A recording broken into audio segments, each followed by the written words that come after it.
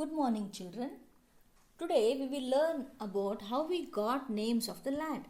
As we all know, two of the words we often use for our country are India and Bharat. The word India comes from the Indus, called Sindhu in Sanskrit. Can you find Iran and Greece in this map?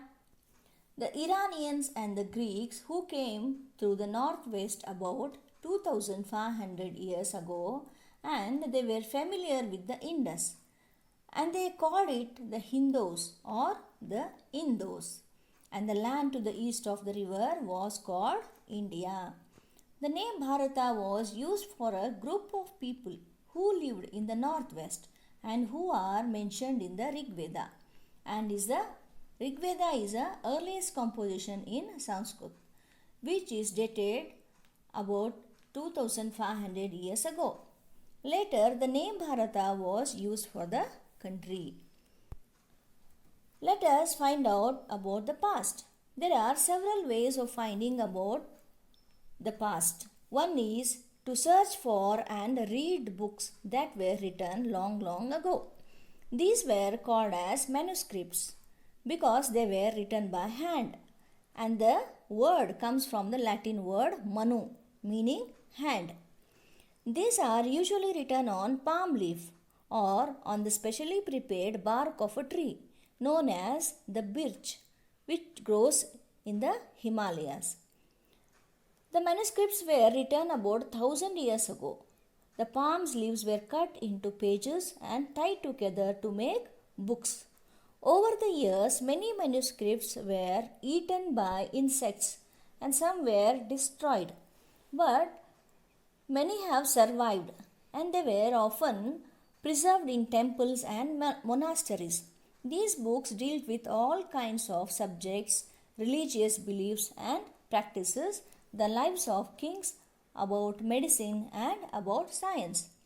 And also there were epics, poems, plays, dramas. Many of these were written in Sanskrit language. Others were in Prakrit language, which was used by ordinary people, and also in Tamil language. We can also study inscriptions. These are writings on relatively hard surfaces, such as on the stones, on the metals. Sometimes king got their orders inscribed so that people could see, read and obey them. There are other kinds of inscriptions also, where men and women, including kings and queens, they recorded what they did. For example, kings often recorded the victories of battle.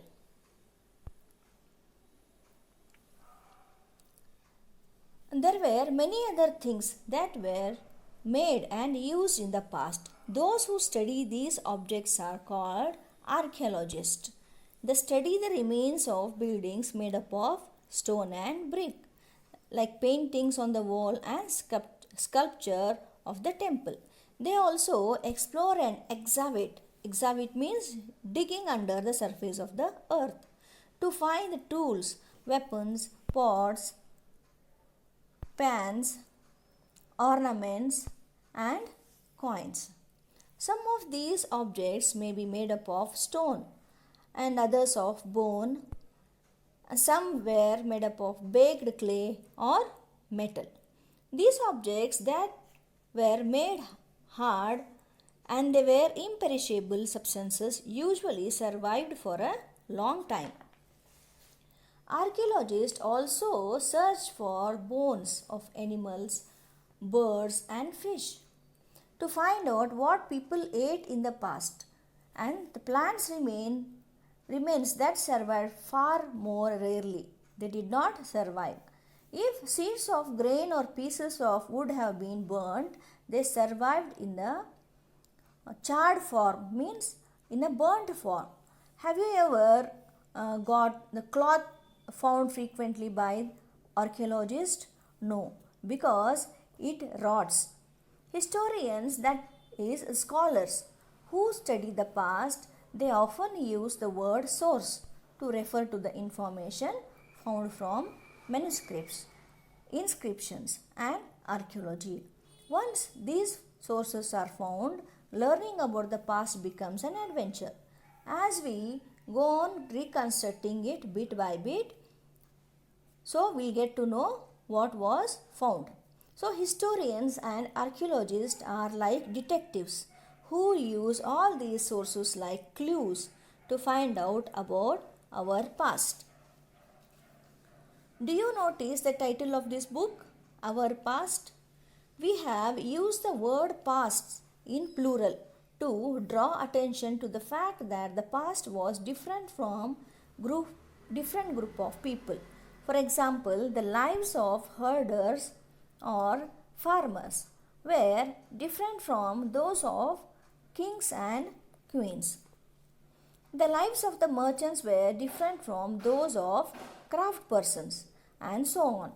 Also, as it is true even today, people followed different practices and customs in different parts of the country. For example, today most people living in the Andaman Islands got their own food by fishing, hunting, and collecting forest produce. Contract to this, most people living in cities, they depend on others for supplies of food. Here the difference is such as these existed in the past. Besides, there is another kind of difference. We know a great deal about kings and the battles they fought because they kept records of their victories. And the ordinary people such as hunters, fishing folk, gatherers, farmers or herders, they did not keep any records of what they did.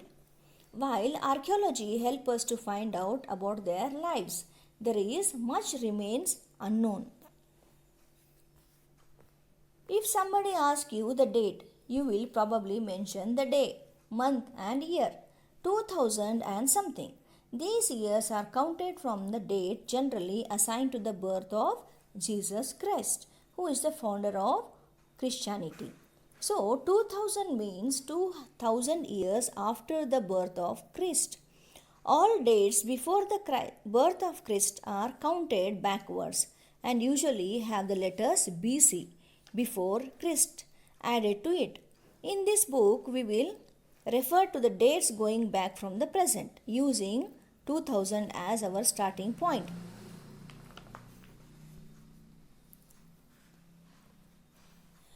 We have seen that inscriptions are inscribed means they were written on hard surfaces. Many of these were inscribed several hundred years ago.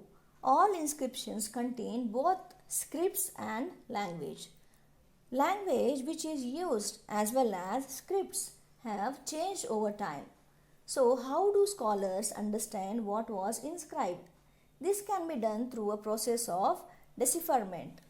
One of the most stories of decipherment comes from Egypt. This is a country in North Africa where there were kings and queens about 5000 years ago.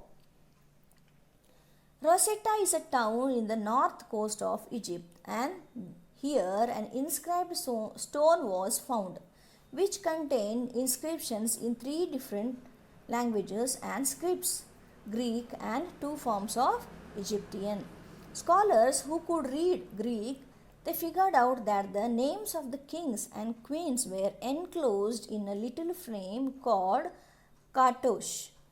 They then placed the king, Greek and the Egyptian signs side by side, and they identified the sounds for which the Egyptian letters stood. As you can see, a lion stood for L and a bird for A, and so on. Once they knew what the letters stood for, they could read other inscriptions as well.